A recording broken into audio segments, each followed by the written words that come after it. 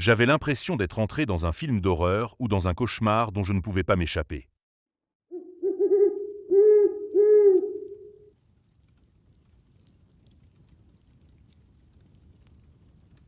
Un soir, on m'a demandé de faire une livraison dans un village que je ne connaissais pas. Le GPS indiquait un endroit éloigné de la ville, mais je n'avais aucune idée de ce qui m'attendait. En quittant les lumières de la ville, je me suis retrouvé sur une route étroite et sinueuse, entourée de forêts denses. Le trajet semblait interminable et le crépuscule tombait rapidement. Finalement, j'arrivai dans le village. Il régnait une atmosphère étrange, presque oppressante. Les rues étaient désertes et un silence pesant enveloppait tout le lieu. C'était comme si le temps s'était arrêté. Je roulais lentement, cherchant des signes de vie, mais il n'y avait personne. Les maisons étaient alignées de part et d'autre de la rue principale. Leurs fenêtres sombres me fixaient comme des yeux vides. Pourtant, j'avais l'impression d'être observé. En m'approchant de certaines fenêtres, je vis des silhouettes immobiles. En y regardant de plus près, je découvris avec horreur qu'il s'agissait de mannequins. Des mannequins bizarres, sans vie, habillés de vêtements démodés. Leur présence était terrifiante et ajoutait à l'ambiance post-apocalyptique du village. Je continuai mon chemin jusqu'à la maison de la livraison. C'était la seule maison qui semblait habitée, avec des lumières allumées à l'intérieur. Je frappai à la porte et elle s'ouvrit rapidement. Une femme m'accueillit, habillée comme si elle venait tout droit des années 1800.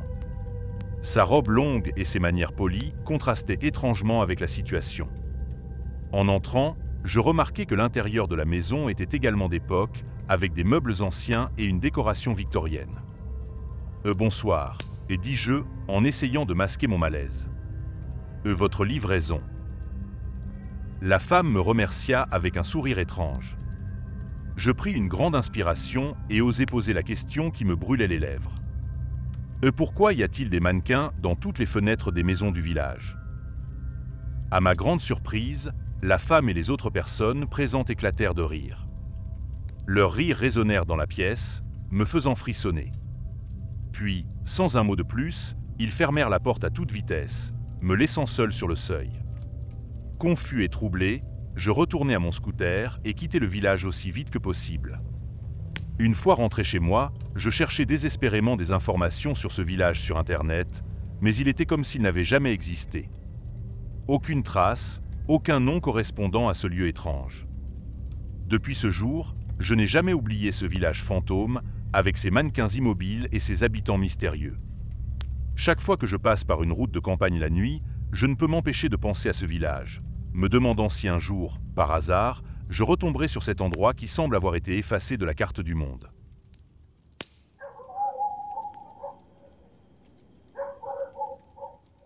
Il y a 2 ans, ma vie a pris un tournant inattendu et terrifiant. À l'époque, j'avais 20 ans et je travaillais comme livreur de fast-food pour une chaîne bien connue. J'avais toujours été un gars ordinaire, sans histoire, appréciant la simplicité de mon travail. J'aimais la liberté que me procurait la route, le vent dans mes cheveux et la satisfaction de voir les clients heureux de recevoir leur repas chaud. Tout a commencé par des chuchotements. Des murmures à peine audibles, comme un souffle dans ma tête. Je me souviens de la première fois où je les ai entendus. C'était une journée ensoleillée et je faisais une livraison dans un quartier résidentiel calme. Je m'étais arrêté à un feu rouge et soudain, une voix douce et insidieuse m'a soufflé à l'oreille. Roule sur ce piéton. J'ai sursauté, cherchant autour de moi la source de ce murmure. Mais il n'y avait personne, juste une vieille dame qui traversait la rue. Je me suis dit que c'était sûrement mon imagination. Pourtant, au fond de moi, un malaise s'installait. Les jours suivants, les voix sont revenues, de plus en plus persistantes. Elles me suggéraient des choses horribles, des actes inhumains.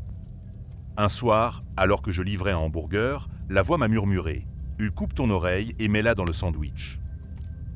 J'ai failli lâcher le sac de nourriture. Mon cœur battait à tout rompre et j'étais terrifié par ces pensées qui ne m'appartenaient pas.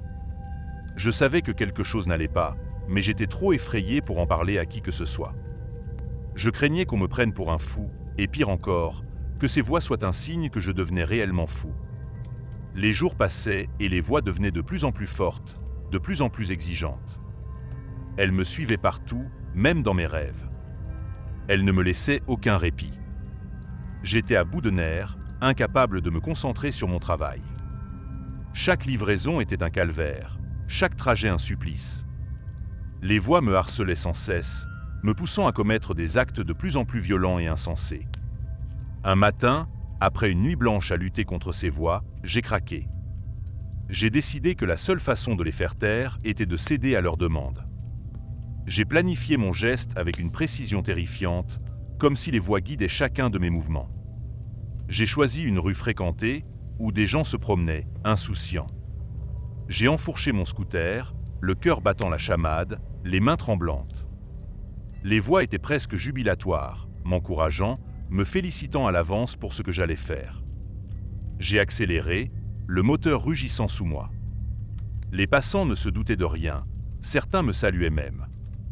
J'ai fixé un groupe de personnes, un couple avec un enfant. Le moment de l'impact approchait, et tout s'est passé au ralenti. À l'instant crucial, quelque chose en moi a basculé. Une force intérieure, un instinct de survie peut-être, m'a poussé à dévier. J'ai tourné brusquement le guidon et j'ai percuté un mur de plein fouet. La douleur a été immédiate et intense, mais elle a eu le mérite de faire taire les voix, au moins pour un moment. Je me suis réveillé à l'hôpital, entouré de médecins et d'infirmières. Mon corps était meurtri, mais mon esprit était étrangement clair. Les voix avaient disparu, remplacées par une peur sourde. Le médecin en charge de mon cas, le docteur Lefebvre, s'est assis à côté de moi et m'a demandé ce qui s'était passé. J'ai tout déballé, les voix, les murmures, les ordres horribles. Il m'a écouté attentivement, sans jugement, et m'a ensuite diagnostiqué schizophrène. Il m'a expliqué que les voix étaient une manifestation de ma maladie et que, avec un traitement approprié, je pourrais les contrôler. Il m'a prescrit des médicaments et m'a orienté vers un psychologue pour un suivi régulier. J'étais sceptique au début, mais je n'avais pas vraiment le choix. Je devais essayer. Les premières semaines furent difficiles. Les médicaments avaient des effets secondaires et j'avais du mal à accepter mon diagnostic. Mais petit à petit, les voix se sont atténuées, puis ont disparu. Ma vie a repris un semblant de normalité, mais avec une vigilance constante. Chaque jour, je prenais mes médicaments. Chaque semaine, je voyais mon psychologue. Aujourd'hui, je continue de travailler comme livreur, mais avec des précautions. J'évite les livraisons en zone trop isolée et je m'assure de toujours avoir quelqu'un à qui parler si les voix revenaient. Cette expérience m'a appris à ne jamais prendre ma santé mentale à la légère. Je suis reconnaissant d'avoir survécu à cette épreuve, mais je reste conscient que la bataille n'est jamais vraiment terminée. Je vis avec cette réalité, mais je refuse de laisser la peur dicter ma vie. Chaque livraison, chaque trajet est un rappel de ce que j'ai traversé, mais aussi de ma force et de ma détermination à ne jamais laisser les voix reprendre le contrôle. C'est un combat quotidien, mais c'est un combat que je suis prêt à mener, un jour à la fois.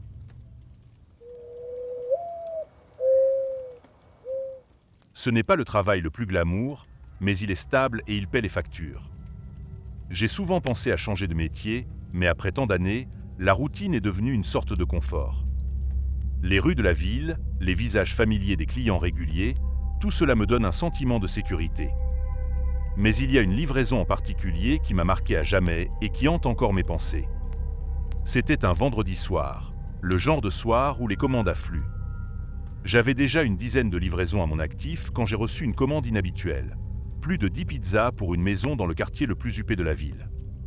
Le genre de maison qu'on voit dans les magazines, avec des allées pavées, des jardins impeccablement entretenus et des portails en fer forgé. On m'avait dit que c'était pour une fête, ce qui expliquait la grande quantité de pizzas. J'ai pris un peu de retard ce soir-là, à cause d'un embouteillage et de quelques contretemps. Lorsque j'ai finalement atteint la maison, il faisait déjà nuit. En approchant du portail, j'ai été frappé par la grandeur de la propriété. Une vaste demeure en pierre avec des colonnes majestueuses à l'entrée, des lumières discrètes éclairant le chemin et des voitures de luxe garées dans l'allée. Mais dès que j'ai passé le portail, un malaise a commencé à s'installer en moi. Il y avait quelque chose d'étrange dans l'air, une atmosphère lourde et oppressante. Je me suis dit que c'était peut-être juste la fatigue et le stress de la soirée, mais plus je m'approchais de la maison, plus ce sentiment devenait intense. En arrivant à la porte d'entrée, personne ne vint m'accueillir. J'ai sonné plusieurs fois, mais aucun signe de vie. Les bruits qui provenaient de l'intérieur étaient étranges, un mélange de musique assourdissante, de rires hystériques et de cris étouffés. J'ai décidé de poser les pizzas sur une table près de l'entrée et de m'aventurer un peu plus loin pour signaler ma présence. Ce que j'ai vu en entrant dans la maison dépasse l'entendement. La fête que j'avais imaginée était en réalité une scène de cauchemar. Les pièces, d'une opulence incroyable avec des lustres en cristal et des tapisseries anciennes, étaient décorées de symboles étranges tracés avec ce qui semblait être du sang. Des statues et des artefacts occultes trônaient un peu partout, ajoutant à l'ambiance sinistre. Les invités, s'ils pouvaient être appelés ainsi, étaient engagés dans des activités dépravées. Il y avait des orgies à peine voilées dans les coins sombres, des gens se droguant avec des substances inconnues, leurs yeux vitreux et leurs mouvements désordonnés. Une odeur nauséabonde flottait dans l'air, un mélange de sueur, d'alcool et de quelque chose de métallique, probablement du sang. Sur une grande table en bois massif, des chandeliers éclairaient une scène macabre. Des coupes remplies d'un liquide rouge foncé étaient passées de main en main et des chants gutturaux résonnaient dans la pièce. Certains convives avaient des tatouages occultes sur le corps, des dessins complexes et inquiétants qui semblaient presque vivants sous la lumière vacillante. Mon estomac se retourna et j'eus envie de vomir. L'horreur de la scène devant moi était insupportable. J'avais l'impression d'être entré dans un film d'horreur ou dans un cauchemar dont je ne pouvais m'échapper. Mon instinct de survie prit le dessus, me criant de partir au plus vite. Je déposai les pizzas à l'entrée, sans attendre de paiement. Mon corps tremblait, et chaque fibre de mon être me poussait à m'enfuir. J'ai tourné les talons et couru vers la sortie, le cœur battant à tout rompre. Une fois dehors, je sautai sur mon scooter et démarrai en trombe, quittant cette maison maudite sans me retourner. Le retour à la pizzeria fut flou. Je me sentais comme dans un état second, l'adrénaline et la peur me maintenant éveillé. J'ai raconté ce qui s'était passé à mon patron, mais il haussa les épaules, pensant probablement que j'exagérais ou que j'avais mal interprété ce que j'avais vu. Nous n'avons jamais reçu d'autres commandes de cette maison. Peut-être avait-il trouvé un autre livreur, ou peut-être que la fête avait pris fin de manière tragique. Quoi qu'il en soit, je ne suis jamais retourné dans ce quartier. L'image de cette nuit, des scènes de débauche et de rituels sanglants, reste gravée dans ma mémoire. Depuis ce jour, j'ai essayé de reprendre une vie normale. Mais chaque fois que je passe près de ce quartier, un frisson me parcourt le dos. Je continue de travailler comme livreur, mais avec une vigilance accrue, toujours sur mes gardes. J'ai appris à ne jamais prendre ma sécurité à la légère et à écouter mon instinct. Cette nuit-là, il m'a sauvé la vie. La routine et le confort de mon travail de livreur ont maintenant une toute autre signification. Je continue, non pas par confort, mais par nécessité, tout en sachant qu'un simple travail peut parfois vous entraîner dans des situations inimaginables. C'est une leçon que je ne suis pas prêt d'oublier. Je m'appelle Lucas et je suis livreur pour une application de livraison de nourriture. C'est un job qui me convient bien, surtout pour sa flexibilité. Je peux choisir mes heures et je connais bien la ville et ses environs. Mais ce soir-là, quelque chose d'étrange s'est produit. C'était une nuit calme et je venais de terminer une livraison près du centre-ville. J'étais prêt à rentrer chez moi quand une nouvelle commande est apparue sur l'application. Une adresse que je n'avais jamais vue auparavant, située dans un village reculé à environ 1 heure de route. C'était étrange, car l'application ne m'avait jamais envoyé aussi loin auparavant. Mais la rémunération promise était élevée et je n'avais pas grand-chose à perdre. J'acceptai la commande, pensant que ce serait une bonne façon de finir ma journée. Je pris la route, quittant progressivement la ville animée pour des routes de campagne de plus en plus isolées. Le GPS me guida à travers des chemins sinueux et mal éclairés. Plus j'avançais, plus je sentais une étrange sensation de malaise grandir en moi. Les maisons se faisaient rares et les quelques que je croisais semblaient abandonnées depuis longtemps. Enfin, après 1 heure de conduite, j'atteignis ma destination. La maison était vieille et délabrée, située au bout d'un long chemin de terre. Tout autour, la forêt dense semblait absorber la lumière de mes phares, rendant l'atmosphère encore plus oppressante. J'avais déjà des doutes, mais je me dis que ce n'était qu'une livraison de plus et que j'étais probablement trop fatigué. Je sortis de ma voiture et me dirigeai vers la porte d'entrée, la nourriture en main. Avant même que je puisse frapper, la porte s'ouvrit brusquement. Une femme d'une quarantaine d'années se tenait là, ses yeux grands ouverts et un sourire étrange aux lèvres. Elle avait l'air nerveuse, presque trop heureuse de me voir. « Ah, vous voilà enfin. Entrez, entrez, » dit-elle, tout en m'invitant à entrer d'un geste. Je refusai poliment, expliquant que je devais juste livrer la commande et repartir. Mais elle insista avec une insistance presque désespérée. « Et non, non, il fait froid dehors. Venez prendre un café, juste quelques minutes. » Avant que je puisse protester davantage, elle attrapa mon bras et me tira à l'intérieur. L'intérieur de la maison était encore plus dérangeant que son extérieur.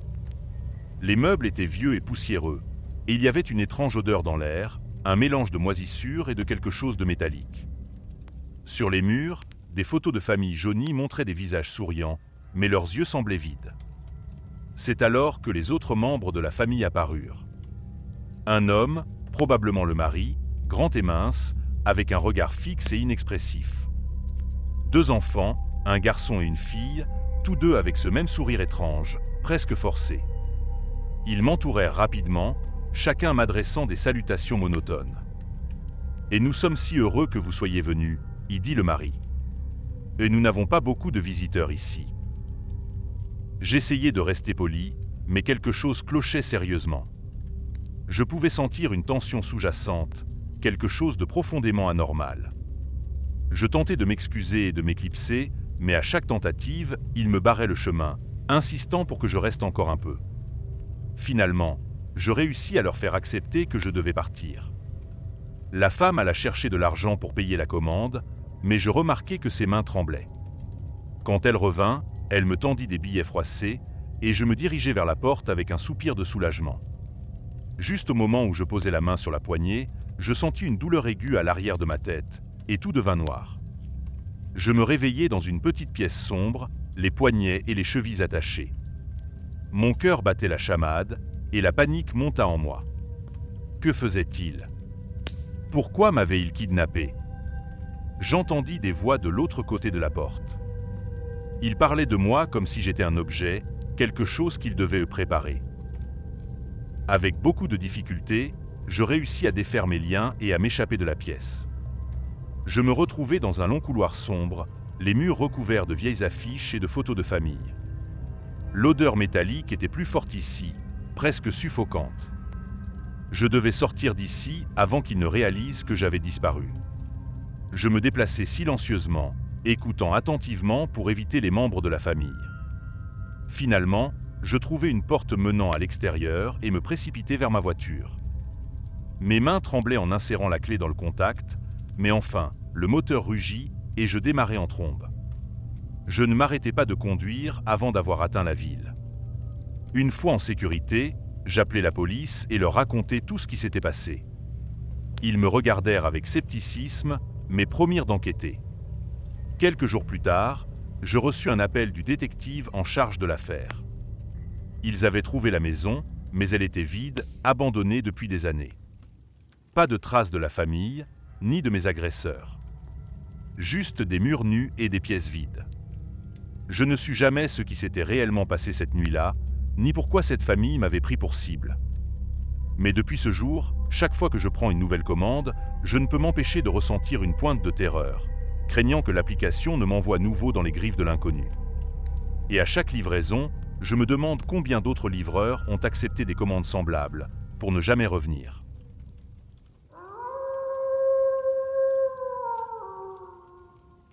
Il y a 5 ans, j'étais un jeune livreur pendant que je terminais mes études au Mexique. J'ai arrêté de le faire et je ne conseille à personne de faire ce métier si vous n'habitez pas dans un pays où la police a plus de pouvoir que les criminels. Un soir, j'ai reçu une commande qui allait me faire découvrir une de ces faces cachées, une horreur que je n'aurais jamais pu imaginer. C'était un vendredi soir, et comme d'habitude, les commandes affluaient. Une commande en particulier attira mon attention, non pas à cause de l'adresse, mais à cause de la note qui l'accompagnait. Livraison urgente, s'il vous plaît.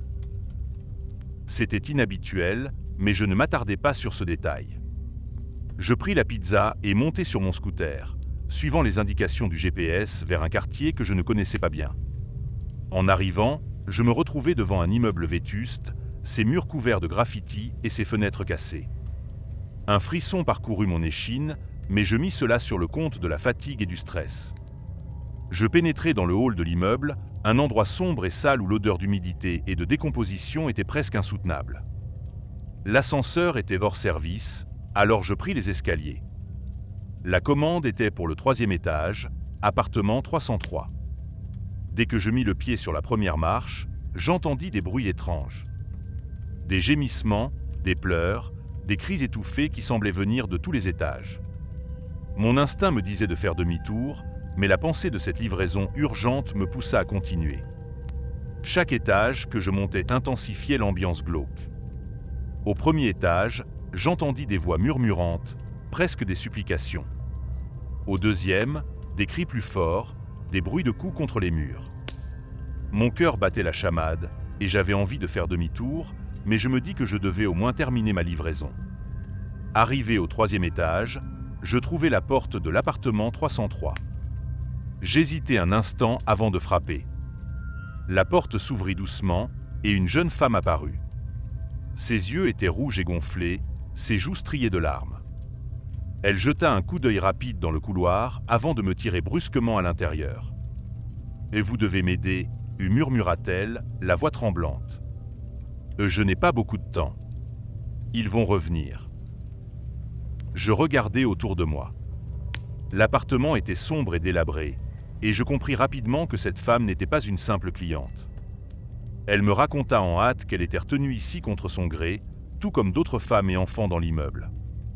C'était un réseau de trafic humain, et elle avait réussi à passer une commande dans l'espoir que quelqu'un vienne la sauver. Mon esprit s'emballa. Je n'étais pas préparé à une telle situation. Avant que je puisse réagir, des bruits de pas lourds résonnèrent dans le couloir. La femme se figea, les yeux écarquillés de terreur. « Cachez-vous » chuchota-t-elle en me poussant vers une armoire. Je m'y glissai juste à temps. La porte de l'appartement s'ouvrit brusquement et 2 hommes entrèrent.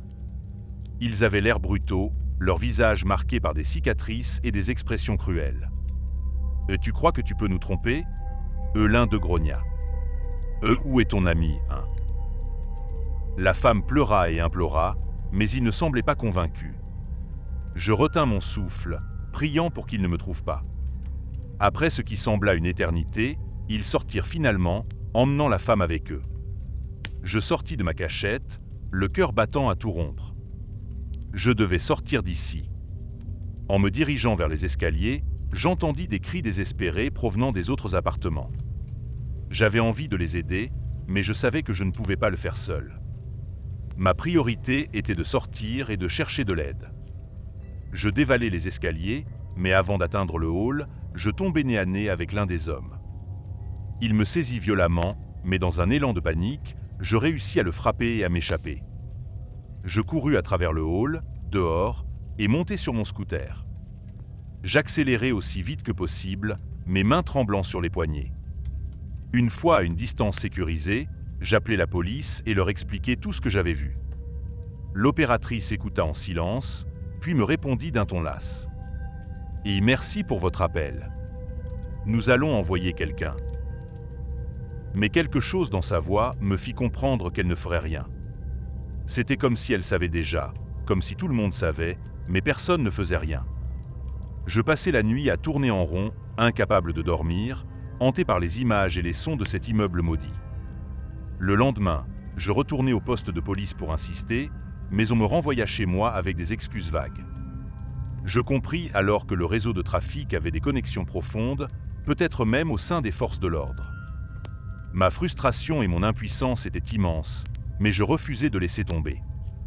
J'appelai des journalistes locaux, espérant que quelqu'un pourrait exposer la vérité. Quelques-uns s'intéressèrent à mon histoire, mais je savais que ce serait une bataille longue et difficile. Je continuais mon travail, mais chaque livraison me rappelait cette nuit.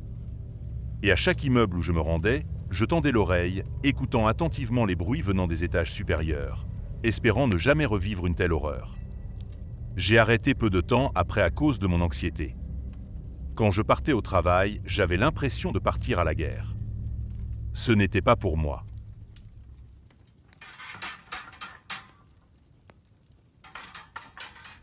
Je suis livreur de colis pour une entreprise de transport rapide. C'est un job que j'apprécie pour la plupart du temps, malgré les longues heures et la pression des délais. Ce jour-là, j'avais une livraison un peu spéciale à faire. Un colis encombrant destiné à une adresse que je connaissais bien, un entrepôt en périphérie de la ville. Je quittais l'entrepôt de l'entreprise avec le colis bien arrimé à l'arrière de mon camion. Il faisait beau et le ciel était dégagé, ce qui promettait une route agréable. Après avoir quitté les rues encombrées de la ville, je pris l'autoroute en direction de ma destination. Le trajet était familier et je profitais de la tranquillité de la route, les fenêtres ouvertes et la radio diffusant de la musique relaxante. Alors que je roulais depuis une trentaine de minutes, quelque chose d'étrange attira mon attention. Une lumière bleue, brillante, apparut au-dessus des nuages, scintillant intensément comme une étoile. Au début, je pensais que c'était un avion ou peut-être un hélicoptère, mais la lumière grossissait de plus en plus, devenant presque aveuglante. La lumière descendait à une vitesse vertigineuse, et avant que je puisse réagir, elle plongea droit sur la route devant moi. Mon cœur s'emballa, et je crus que c'était la fin. J'étais sur le point de m'écraser contre cette lumière inexplicable. Quand mon camion traversa la lumière, une sensation indescriptible envahit mon corps.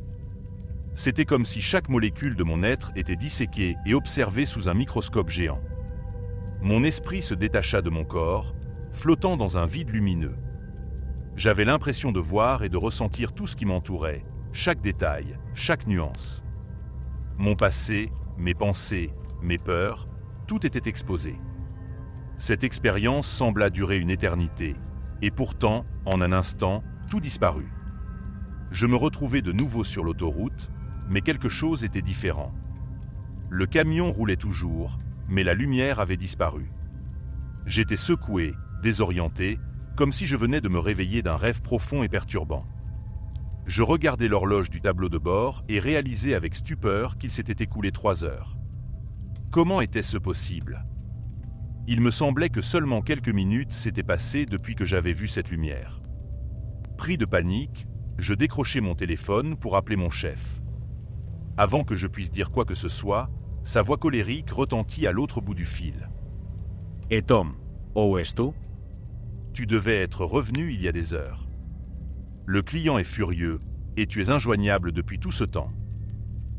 Je tentais d'expliquer ce qui s'était passé, mais plus je parlais, plus cela semblait insensé. Mon chef, pensant probablement que j'avais inventé une histoire pour justifier mon retard, me cria dessus avant de raccrocher brutalement. J'étais encore plus déstabilisé, mais je devais finir ma livraison. Je poursuivis ma route, mais chaque kilomètre parcouru était empreint d'un sentiment d'irréalité. Arrivé à l'entrepôt, je descendis du camion et apportai le colis au client, qui me lança un regard noir sans dire un mot. Une fois la livraison effectuée, je retournai au camion, la tête pleine de questions sans réponse. Sur le chemin du retour, je ne pouvais m'empêcher de repenser à cette lumière et à cette sensation étrange. Avais-je rêvé ? Était-ce une hallucination due à la fatigue ? Mais les 3 heures manquantes étaient bien réelles. Quelque chose de profondément anormal s'était produit. De retour à l'entrepôt de l'entreprise, mon chef m'attendait, l'air encore plus contrarié qu'au téléphone. Je tentai une nouvelle fois d'expliquer, mais il secoua la tête, l'air désabusé. « Et Tom, prends quelques jours de repos. Tu as l'air épuisé. On reparlera de tout ça plus tard. » J'acquiesçai, sachant qu'il ne me croirait pas de toute façon. Rentré chez moi, je m'effondrai sur le canapé, incapable de penser à autre chose qu'à cette expérience. Je fis des recherches sur Internet, espérant trouver une explication. Je découvris des récits de gens ayant vécu des expériences similaires, des histoires de rencontres avec des phénomènes inexplicables, des abductions extraterrestres, des trous de verre.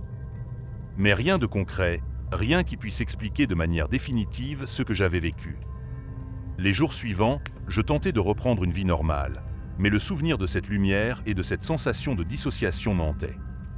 Chaque fois que je prenais le volant, je guettais le ciel, redoutant de voir à nouveau cette lumière bleue. Je parlais à quelques amis de ce qui s'était passé, mais ils me regardaient avec scepticisme, certains pensant que je faisais une mauvaise blague, d'autres que j'avais besoin de repos. Une nuit, alors que je peinais à trouver le sommeil, mon téléphone vibra. C'était un message d'un numéro inconnu. Et nous savons ce que vous avez vu. Vous n'êtes pas seul. Contactez-nous. Mon cœur s'accéléra. Peut-être que d'autres avaient vécu la même chose. Peut-être que je n'étais pas fou. Je répondis au message, et en quelques minutes, une réponse arriva avec un lieu de rendez-vous. Le lendemain, je me rendis à l'adresse indiquée, un café discret en périphérie de la ville. À l'intérieur, un petit groupe de personnes m'attendait. Ils avaient tous des histoires similaires à la mienne, des rencontres avec des lumières inexplicables, des pertes de temps, des sensations de dissociation. Nous échangeâmes nos récits et pour la première fois depuis cette nuit-là, je me sentis compris. Nous décidâmes de continuer à nous rencontrer, de partager nos expériences et de chercher des réponses ensemble.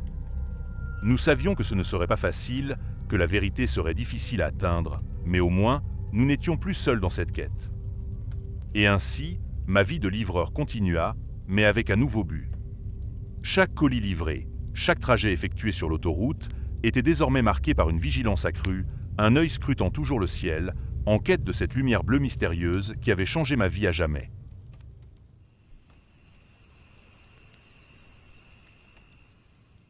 Je suis livreur de fruits exotiques.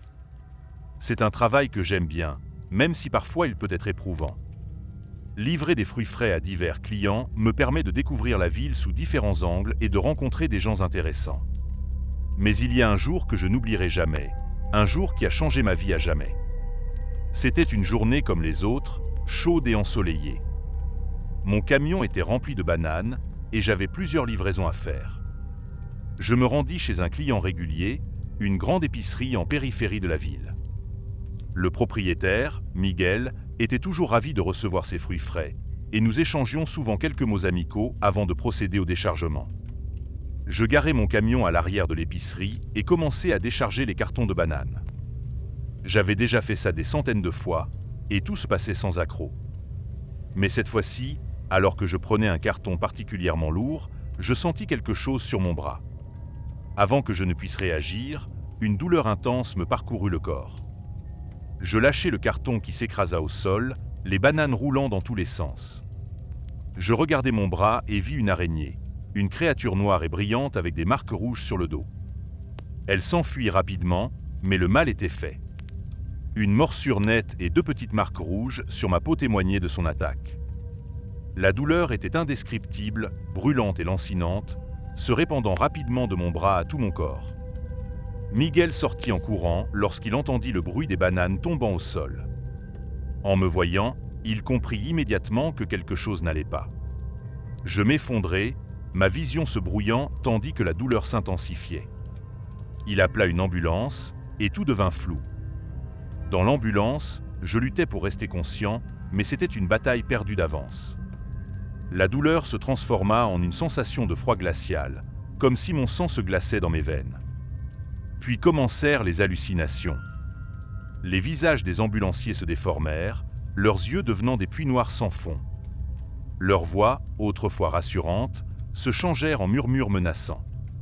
Transporté dans un autre monde, je me retrouvai dans une jungle sombre, les arbres se tordant comme des serpents. Des créatures aux yeux luisants m'observaient depuis les ombres, leurs murmures emplis de malveillance.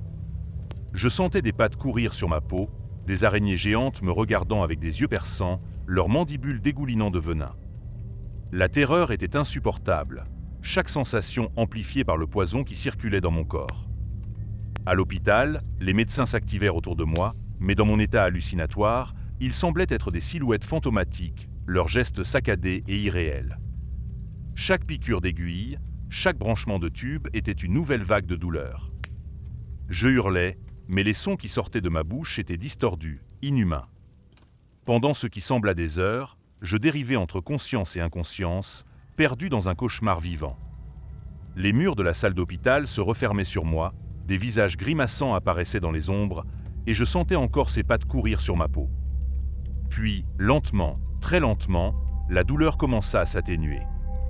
Les hallucinations devinrent moins vives et la réalité commença à reprendre forme.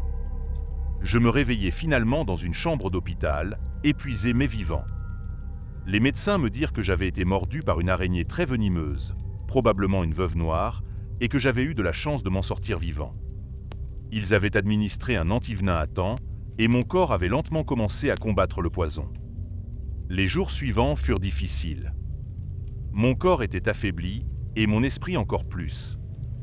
Les souvenirs des hallucinations étaient gravés dans ma mémoire, chaque détail aussi vif que le jour de l'attaque. Je rentrais chez moi après une semaine à l'hôpital, mais je savais que quelque chose en moi avait changé.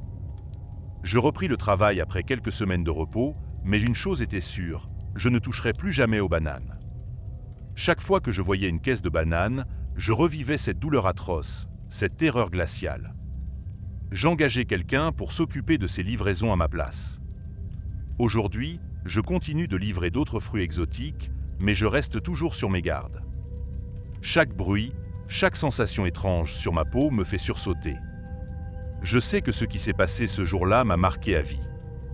J'ai survécu à une expérience terrifiante, mais les cicatrices, visibles et invisibles, restent un rappel constant de la fragilité de la vie et des horreurs cachées juste sous la surface de notre quotidien.